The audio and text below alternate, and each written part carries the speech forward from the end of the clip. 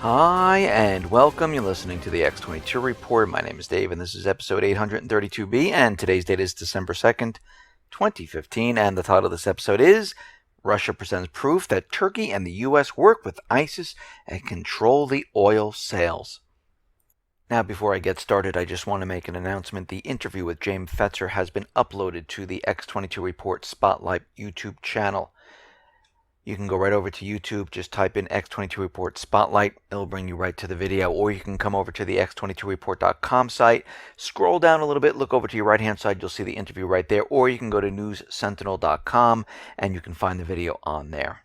Let's get into the economic collapse, political and geopolitical news. Now today we have another mass shooting. This one is in California, San Bernardino. And there are different numbers coming in about how many are dead and things like that, which at this point they're going to change anyhow as we move forward. But what's very interesting about this is that over the last year in this area, they've been having a huge amount of active shooter drills all around this closed-in area. And when you go back to 2014, going into 2015, you can see they've been doing all different types of drills. Now, that's kind of strange in itself that they're doing so many and preparing for an active shooter like this. I mean, they have maybe once a year, but this seems an excessive amount that they're doing. And a lot of them taking place about 15 to 20 miles around the area where this occurred. And what's very interesting, these always follow the same pattern. Right now we have 3 white males, and they were dressed up in military gear. They came in, they stormed in, they started shooting, and now they're just gone, which is very interesting in itself. Now, are they going to find these people? If they do, most likely they will say they either shot themselves or they were shot and killed during the escape or during a major shootout, which they can get a lot of publicity on the corporate media. And all of this is being done right now to push the agenda. Now, I'm waiting to see how long it takes Obama to come out there and talk about gun control. Most likely, the next couple hours, once they find these people, they end up dead, he will come on and just push gun control. Then we'll see the crisis actors come on of the family members, and most likely the first thing out of their mouths will be gun control. Now remember, California has very strict gun laws. Most likely this is probably a gun-free zone. And we can see this is fitting into the pattern completely.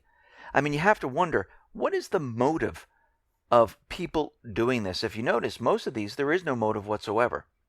Most of the people that we find out they're patsies. They're on different kinds of medications, SSRIs. And the FBI has been working with these people. And many other times, some of them were basically operatives who came in, did what they had to do, and they left. And they just kind of created a person to make it look like this person was able to do this. I mean, we just had the interview with James Fetzer with the Sandy Hook shooting. We talked about, hey, is this going to happen again? Are we going to see more of these? And we both agreed, yes, we are definitely going to see this. And we're just so happen we have another one here. But what's very interesting about this is that earlier today, and I'm going to talk about this a little bit later, earlier today, the information came out from Russia that Turkey and the U.S. was involved in smuggling oil from Iraq and Syria into Turkey. That they work with the Islamic State, and of course we know they work with them because they created them. They paid them. They're the proxy army for the coalition forces. And this news story broke right at the time when people are going to start coming home from work, starting from the East Coast, moving to the West Coast. And now we know that this news story is going to be all over the place. The other story is going to be completely gone, so no one's really going to see it. And it seems like they're doing a wag the dog type of move at this point. And we know this is how this works. And when I see the number of drills that were occurring in this area, it looks like they were just getting them ready from whenever they needed something to happen. And we'll have to wait for more information to see what exactly occurs with this mass shooting. Now, we understand about encryption here, and the FBI, CIA, NSA are using Paris right now to reignite the idea of having a backdoor into all systems. They want to bypass encryption completely. And a lot of the rights activists, a lot of techies are out there saying this is a completely bad idea for a variety of reasons. But the biggest one is this. The tech companies and independent experts broadly agree that there's no such thing as a backdoor in an encrypted device whose use could be limited to duly authorized U.S. agencies. Because what will happen is, once you give this backdoor, hackers, other actors, other countries will find it and they will use it to get into the systems. We've seen this before. And they're doing whatever they possibly can because they want the information from the American people. Because if terrorists do use encryption, they're not going to use Apple, Google, or any of those devices. They will go onto their own private encrypted communication devices, which are separate and apart from the internet, from using Google, from using Apple or their iPhone or Android. They will use different methods of masking in what they're doing, if you believe the official story. So this whole entire talk about getting the backdoor encryption is basically being used to spy on the American people. That's it. That's what this is all about. They're keeping an eye on the people. And this is why, no matter what happens, everyone needs to protect their own information. Just like you protect your house and you protect your car. You lock your house up when you leave it. You lock your car when you leave it. You place your valuables, if you have a safe, into a safe. You don't leave it open. Same thing with your electronic information. I mean, you can use startpage.com. That will hide your searches. They also have proxy servers, which will hide your location. It's free to use. You can basically use encrypted email, and they can't break into it. Make sure it's an encryption service, and this is sometimes hard to find, that the government doesn't know what the encryption is. You can protect your phone, your credit cards, because they have these RFID chips in them. Phones, you can be tracked. You can use blockitpocket.com. This is a sleeve that you can slide your phone, your credit card, your license into this, and it blocks the signal because the fabric is interwoven with all different metals to block the signal and protect you. And everyone at this point needs to make sure that you're protecting yourself. There's no reason to let the government in on your personal information. Now, we know France has created all these draconian new laws. They're state of emergency laws, and we can see already they are using them. France's interior minister said Wednesday that police have arrested about 232 people, and they've shut down 3 mosques under the emergency laws passed in the wake of Paris's terrorist attack. Rights groups and some politicians, they're a little concerned about this because this allows the government right now to say, okay, we're going to close this church, we're going to close this facility, we're going to arrest these people, we're not going to let these people protest. I mean, what we're seeing right now is laws which allow the government to dictate what everyone can do. And it takes away the rights of the people, where they don't have freedom to do what they want, or they don't have the freedom to protest. They don't have the freedom to express themselves. And we see that this is starting in Paris, and this will spread throughout Europe into the United States, and we're already seeing it at this point. Now, Ukraine is receiving weapons from the United States, and the Ukrainian government is complaining because the shipments of weapons and other military assets are old. They're shipping in the Bradley fighting vehicles, howitzer artillery, and tanks to aid in Ukraine in its ongoing fight against the southeastern people. But there's a few problems here. The equipment is breaking, and it's not working, and a lot of it is very, very old. Now, the question is, why is the U.S. shipping old equipment to Ukraine? Is it because everything, the reserves of the equipment, is depleted, and this is all that's left, and this is all they have left to give because the United States is spread out around the world, and all the equipment is in Eastern Europe, in the other Baltic states, in Germany? And Ukraine is actually complaining about this. They said, if the Americans are going to send us equipment, don't send us secondhand stuff. Send us stuff that actually works. And this is going to be a problem once they make that major offensive to the southeastern people and into Crimea. But once again, you have to remember they're receiving lethal weapons in other ways, through other channels. Now, the U.S. is considering placing more sanctions on Russia. They're trying to gin up that Russia violated the INF Treaty. They're trying to make this stick, and that's the Intermediate Range Nuclear Forces Treaty.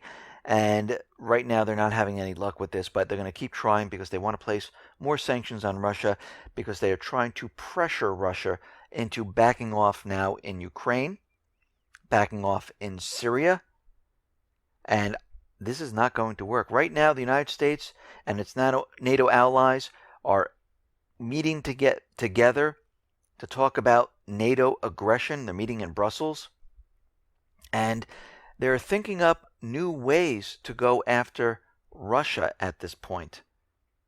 We see in the UK, they're still talking and discussing the votes on going into Syria. We see that there were fierce exchanges between Labour leader Jeremy Corbyn and Prime Minister David Cameron, saying that basically Corbyn and others who oppose the bombing of Syria, they're a bunch of terrorist sympathizers. So he's calling other officials terrorist sympathizers because you don't agree with him and his party.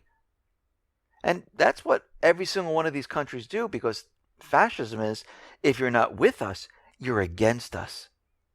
Remember who said that? That was Bush. And that's what we're seeing right now. When the U.S. goes into any country and overthrows the elected government and puts in a puppet government, any person now who is against the puppet government is labeled a terrorist. Either they're Al-Qaeda or they just come out and say they're a terrorist.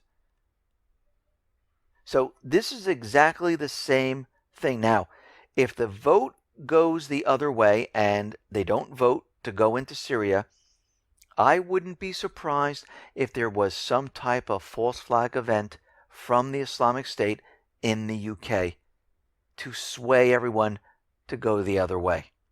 We might even see it at this point. This is something we need to look at. Now, we understand the refugee problem is a huge, huge problem.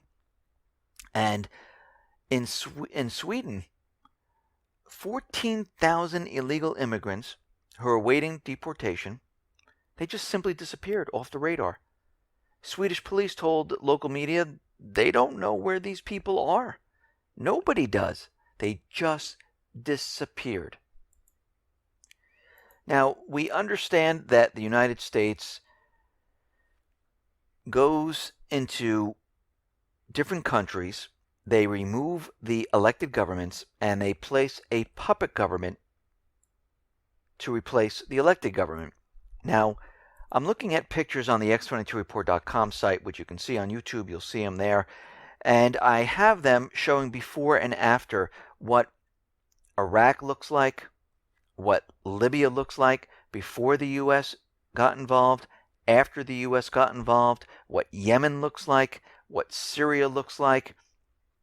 And you can see that, is their life better now or worse. And to me, from these pictures, it looks like things are a whole lot worse. We know from Ukraine, for instance, that Ukraine is defaulting. People do not have work. There's civil war in the country.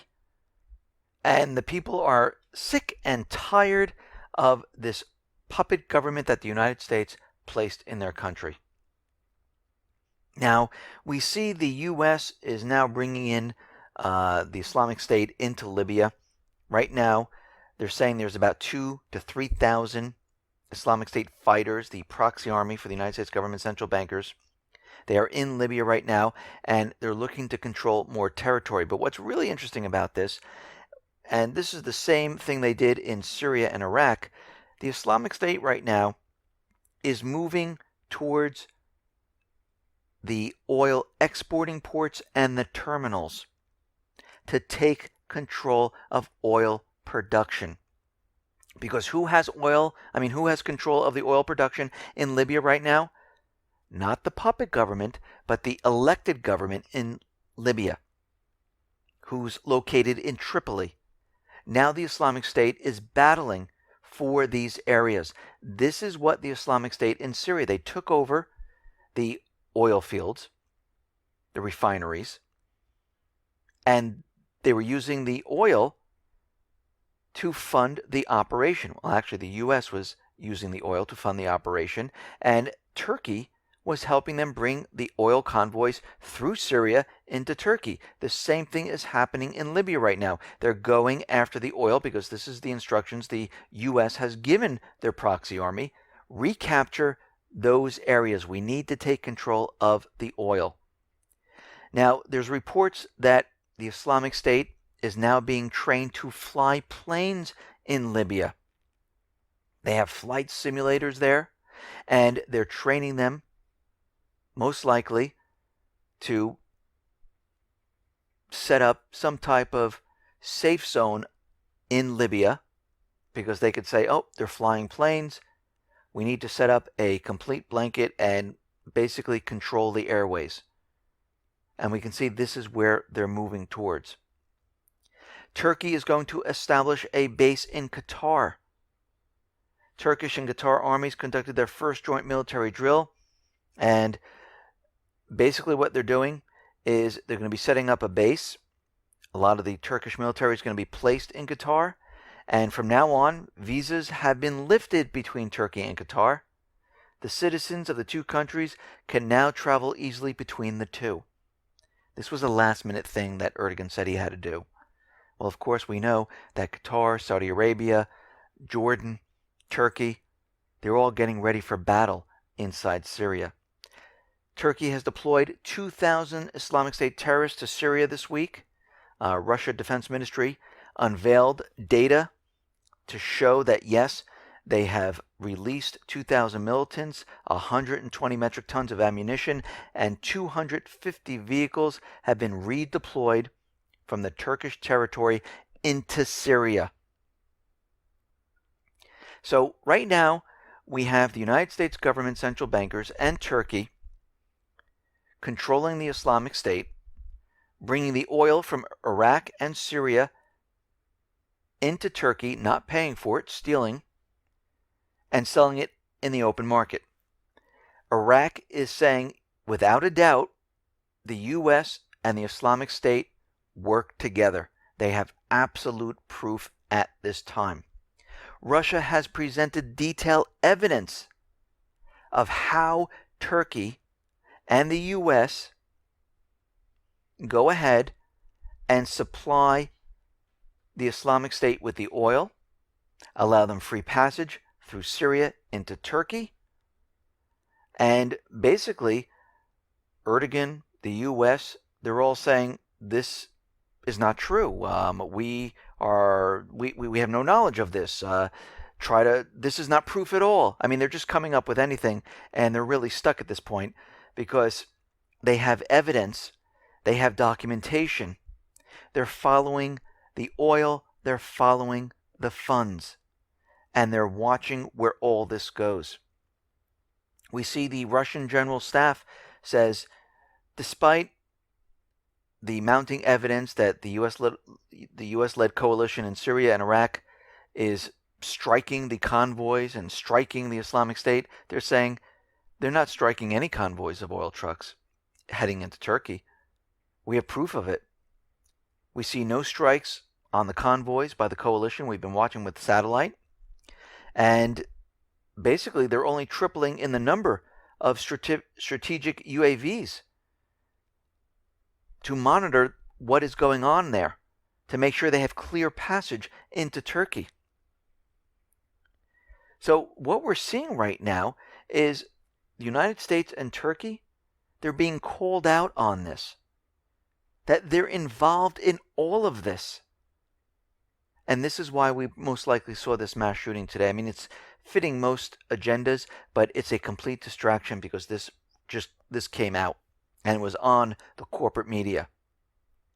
And the U.S. is continually rejecting it, saying there's absolutely no evidence whatsoever. And we know that Erdogan is not going to resign whatsoever. Now, the U.S. Navy destroyer, USS Carney, is tracking the Moskva missile cruiser. They're watching it because this is the missile cruiser that is basically providing air cover for Syria. And the USS Carney is watching it very, very carefully. Now, we're getting more information from the pilots, the U.S. Air Force pilots, saying that they are not getting the go-ahead to hit the ISIS targets. They're returning with their missiles and bombs intact, and they're telling us to hit targets, even though we have our clear sights on them. They're telling us to hit targets away from them, which makes no sense. And we know, we reported on this before, but more and more pilots are coming forward saying something is wrong here. So what we're seeing is that the U.S. is having these pilots fly in, and they're not getting clearance to hit the Islamic State. Now, who has control over this? Obama. Remember? He wanted to pick out the targets. He wanted to show these are the targets that we're going to hit. So he has to give the okay, and he has to give the targets. And guess what? It's not happening. Because why? The Islamic State works for the United States government central bankers. Russia is building a new military base near Homs. They're bringing in more warplanes and additional troops there. And the U.S. is deploying 100 to 200 additional troops in Iraq and Syria. We already know that most of these forces are already there. We know that more troops are on their way. And this is not about going after the Islamic State. This is about protecting the Islamic State. This is about protecting the oil convoys. This is about creating the safe zone in between Turkey and Syria. This is about taking Russia and saying, listen, you can't bomb this area because we have troops in the area. If you hit our troops, it's an act of war. This is what the U.S. is doing. And the U.S. is taking one more step. They're going back to The Hague and with other diplomats, with the Organization of Prohibition of Chemical Weapons, and they're saying that Assad is still using chemical weapons. Even though he agreed to get rid of his chemical weapons and the U.S. signed off on it, saying, yes, all chemical weapons are gone. They're saying, he's still using them in a limited fashion. But we have no proof. We're just saying that he is using them. And they're looking at the situation and they're seeing if Syria is actually using them. And we know for a fact it's the Free Syrian Army, it's the Islamic State. Why in the world at this point or before, when he was getting rid of his chemical weapons, would he use them on his own people? When 87 to 89% voted for him to be in office, it makes no sense. Going back to 2013, he invited the UN Security Council in to inspect who was using chemical weapons, and he put them up in a hotel when the attack occurred. Why would he do that? It makes no sense. Now, we understand that Italy is not working with the United States. They're not going into Syria. And it looks like Italy has stopped a terror cell. They had planned to take out the Pope. Now, this most likely was a false flag event. Maybe they wanted this to go and the whole thing to fall apart, just to show that the Islamic State is in Italy. Because we know they want Italy to come into the fold. They want the rest of the European countries to come into the fold. They want the war. They want World War III, and they want everyone involved. Listen, everyone, thanks a lot for listening. Be well, be safe, and especially be prepared. Thanks a lot.